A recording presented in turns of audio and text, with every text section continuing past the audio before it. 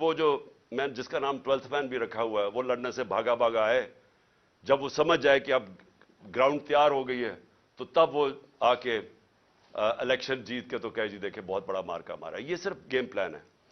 लेकिन जो तीसरा मेरा पॉइंट है कि जो पॉलिटिकल इस वक्त जो हमारे मुल्क में पॉलिटिकल अनसर्टेनिटी है, जिसकी वजह से कभी भी मायशत हमारी कभी भी वो इस्तेकाम उसमें नहीं आ सकता जब तक आप पॉलिटिकल स्टेबिलिटी ना लेके आए।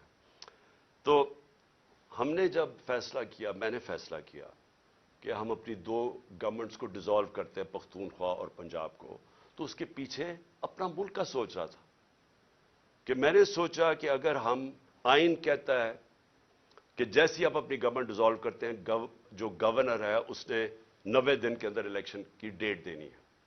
ये पाकिस्तान का आइन है।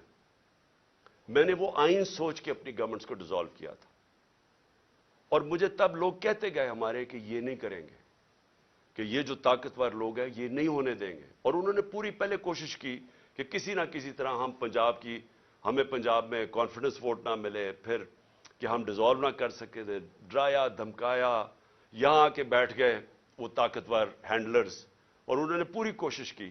लेकिन अल्लाह एक प्लान ऊपर वाले का भी होता है ना, वो कामयाब हो गया। हमें 186 वोट मिल गए, और हमने अपनी गवर्नमेंट, जब कॉन्फिडेंस मिल गया वोट, हमने अपनी गवर्नमेंट डिसॉल्व कर दी।